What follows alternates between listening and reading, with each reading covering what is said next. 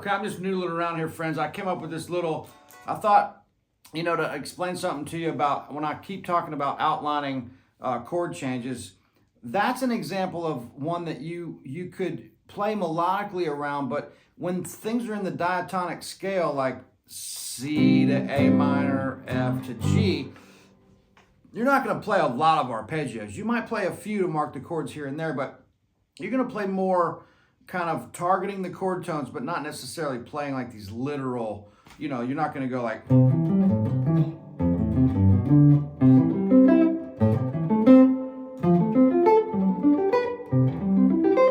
you know, you might throw that in there once or twice for a nice idea, but you're not going to play your whole solo like that.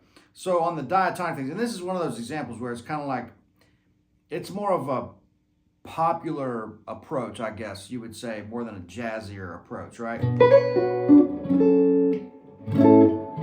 But here's my other point about this, and I know I'm jumping right in here. It's Friday. I spent all day yesterday thinking that it was Friday. It was Thursday, so I kind of gained a day. This is like a bonus day. Hooked up with some good friends yesterday afternoon.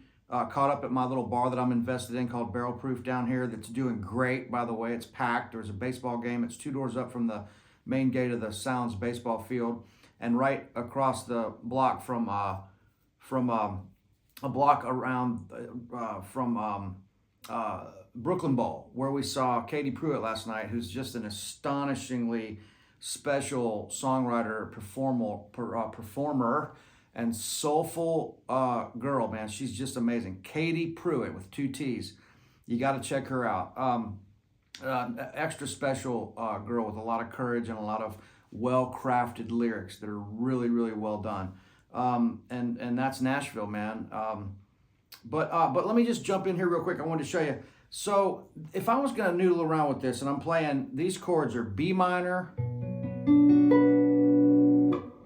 F sharp minor, or here. And that's the thing, try to work these chords in as many different places as you can, but I'm going to show you something real quick. What I'm playing here is B minor, F sharp minor, then A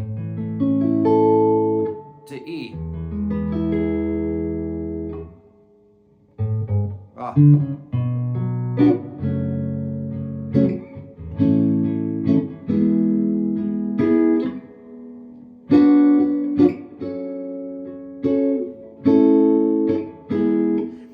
cool notes that are changing here are, if I'm playing,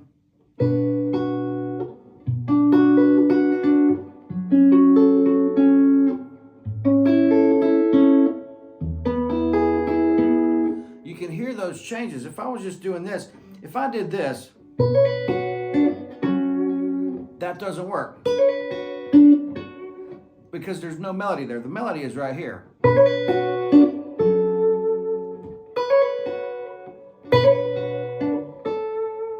That, right? So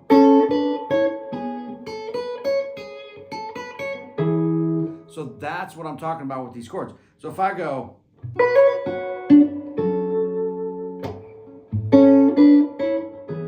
if I just went, that really doesn't mean anything. But if I go,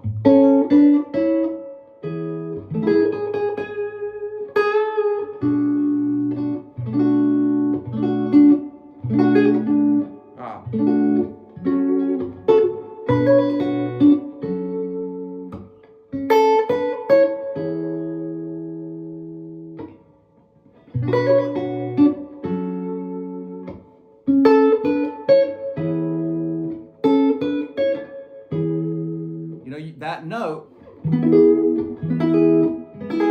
it's got to be that note, right? So, and then I showed you like what I'd play over that melodically.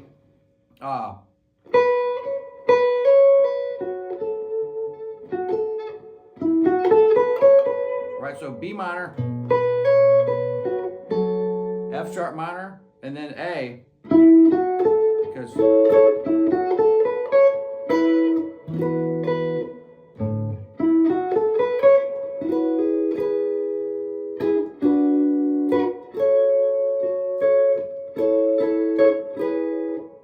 get into those little chords.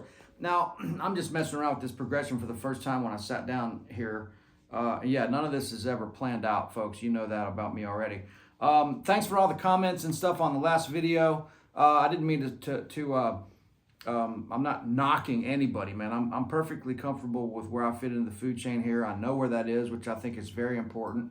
You can't live in a town like Nashville for 25 years and not know where you fit into the food chain. If you don't, then you got your head up your ass and you need to pull it out and start looking around you pretty quickly. And so those people find a way of not hanging around here for too long.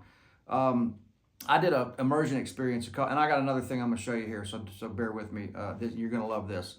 This was just a quick idea I had about, placing the melody note in the right chord spot on the neck where you can get where you can spell out these little melodies, right, to where it makes sense. Because if you jump from B minor to here to this and you're not playing the right part of the chord, then the melody's not going to be there. You're not going to hear those nice changes. And so I did an immersion experience with a Southwest pilot here, captain, last week, earlier this week, and I was asking him more questions about flying and how all that works than he was asking me about the guitar probably. But him and his dad build airplanes, and started flying when he was 10 years old and sold it at 16 and all this stuff. So just a really great dude. We had a blast, and I showed him what I knew on the guitar to be able to help and stuff. And so, but he had this term that he mentioned, and I immediately pulled out my phone and wrote it in my notes, and it was called tribal knowledge. And I went, man, that's a great term, and that really fits into a town like Nashville. And I guess that would be like if you're in Louisville or Lexington, and it's the bourbon thing where it's like tribal knowledge. Yeah, there's like etiquette and unwritten rules and just the way that things operate and like things you would and wouldn't do in a group of people. Reading the room, knowing when to hold them, knowing when to fold them, knowing when to. You don't want to be the loudest guy in the room. You don't want to be the quietest in a room of musicians where there's an unwritten kind of pecking order. You got to know how to navigate through those and be cool, And so maybe it's the horse racing culture. Maybe it's the car culture. Maybe it's golf. Maybe it's it's all these things that kind of have these this tribal knowledge, right? Which I thought was a really, really brilliant term, and I thought that it really hits home for a place like Nashville, where if you're not here for I keep saying, 25 years because I've been here that long, but some of these guys, Steve Mackey and my friends, they moved here in like the 80s, man. They've been in Nashville forever. But there's a tribal knowledge. There's an unwritten rule, and there's an etiquette, and there's the whole thing, and there's a lot of words that I'm leaving out here because of my limited command of the English language, thanks to the South Alabama public school system that I left very quickly and abruptly. But there's that. That's a whole other story. But so yeah, I just thought that was a cool term, and you could apply that to cooking in the kitchen at a fine restaurant or a fast food restaurant. I don't know. There's just all the thing. But I know you get what I'm saying, and I thought that was really cool. So tribal knowledge, man, that's a lot of stuff that Uncle Larry's talking about about Nashville and stuff like that. So it's just, I thought that was cool, right? But of course he was talking about pilots and flying and all these terms that people throw around that we probably don't understand, and and all this stuff. But anyway, I just thought that was cool. So anyway, let me show you this thing here too. This is an example of a song that we kick off the set with. If you guys have ever been to the Underdog, you've heard us kick off with Buck Dancer's Choice, and that goes like this.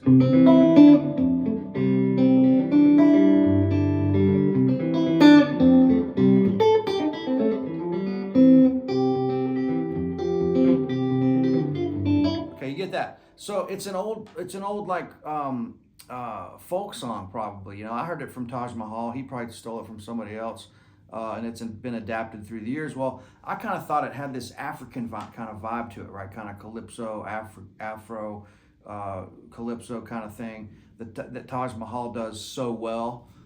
He's not just a blues guy. He's a Caribbean calypso guy, man.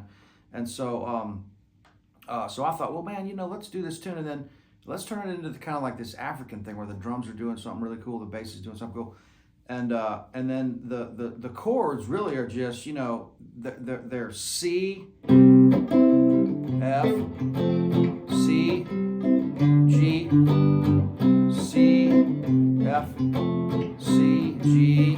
That's the solo section. So when we start soloing, we're just going, again, C. Let me turn this down a little bit so you can hear it better. C,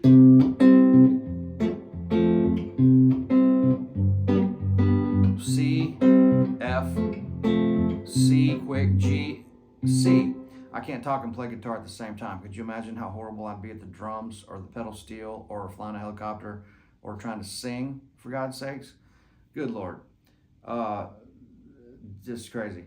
So, so this again, 1 to the 4, 1, 5, 1, 4, 1, 5, 1. So to take that into a little bit, then the next step, I'm going to start weaving in some of these passing tones. Like, it's still going to be based on those 3 chords, but I'm going to go.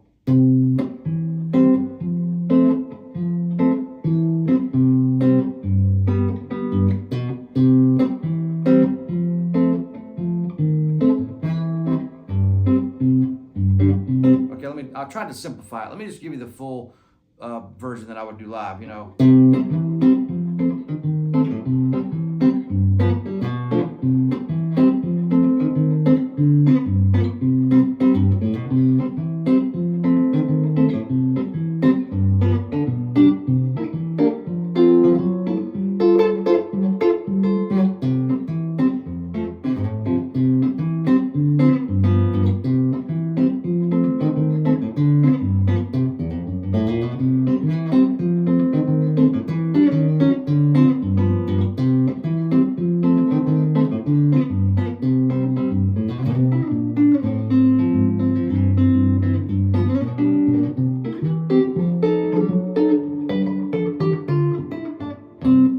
like that, right? I'm always on the rail. I'm always on the verge of complete disaster, which is where I like to live, right there on the edge. But so this is just going through the chord shape. Watch this. C, A shape, C chord. And that's your third in the G shape, but I'm walking up to the F, F7. Now, I'm not expecting you to learn this or play it immediately or anything. I'm just giving you the idea of what we're doing when we take a basic chord progression and then you lighten it up into 3 notes, right? So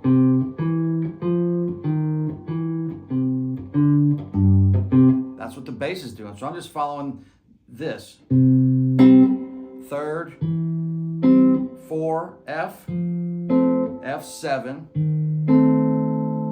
3rd, root, 2 minor, D minor 7, still just 3 strings, G7, 3rd, F, F7, D7, G, C, right? Okay, so that gets into a lot of stuff. I mean, that's not easy, but it's just the concept of doing this. Then I might go to the triads, you know.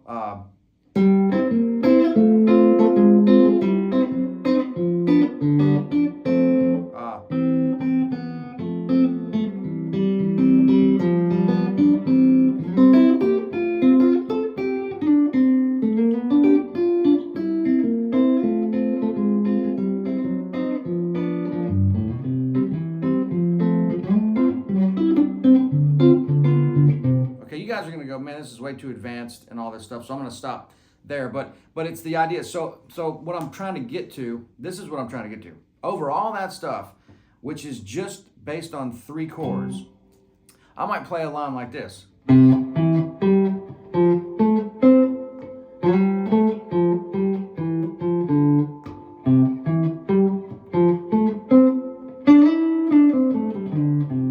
That's right out of your pentatonic, right? And that's very musical. That term, an artist, gets thrown around loosely in Nashville. Anyway, so getting back to this, right from C to F. C, 3rd, 5th, F, 3rd, 5th. It could be here.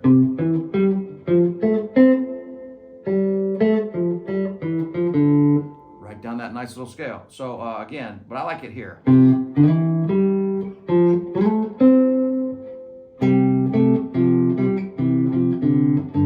That's what you're hearing there. So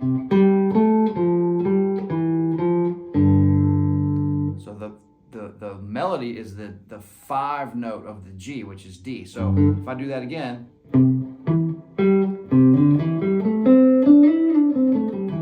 straight up pentatonic.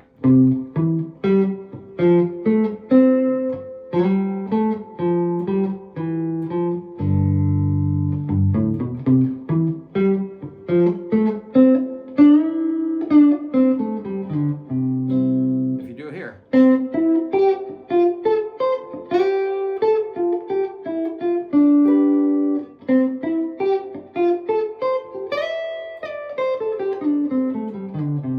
I'm sliding to those money notes quick. I'm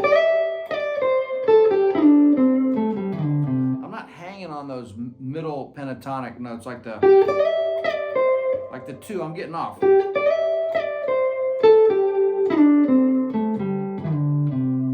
You know, and so that's a little bit of how this is working.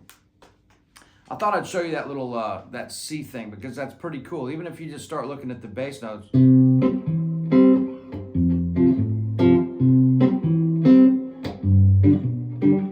Okay, let's do that. That's way simpler. So that would be like the first step if I'd actually put some thought into this, which is probably why you guys aren't hitting the tip jug. You're like, well, he's just sitting down and making this shit up as he goes. How expensive can that be? But no, really, hit the tip jug. No, thanks, guys. I'm just joking around here. But look, so that would be the first thing. So along with that line,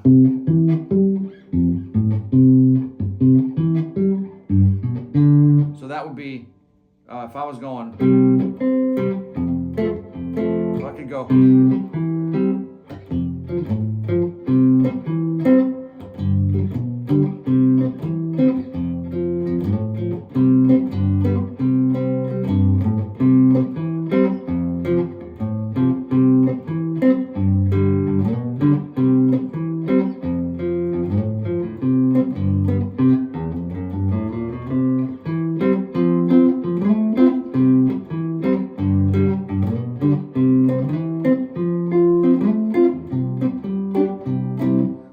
there, right? So I'm just going 1, 3, but that's the A shape into the G shape, and then this is the E shape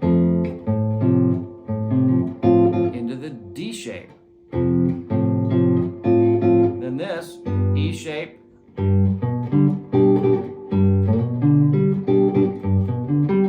into the D shape. Then back up to your C.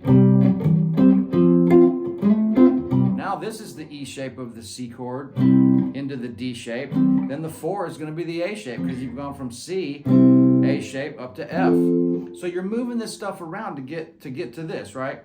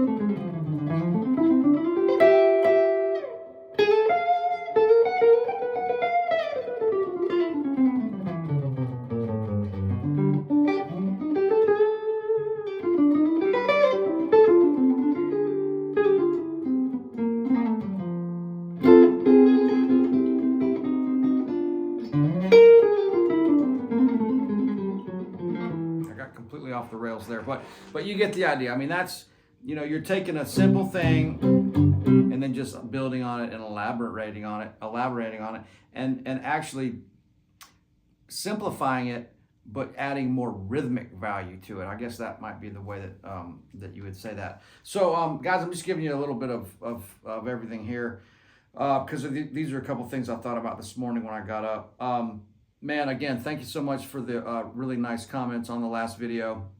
Not trying to start a war on YouTube, not that I could do that, but there's some things that, sometimes we gotta throw our opinion out there. So I really appreciate everybody saying that, they enjoyed me saying that, it is all about the music, and that's what it really is. And that's why, I'm, living the dream basically now for me.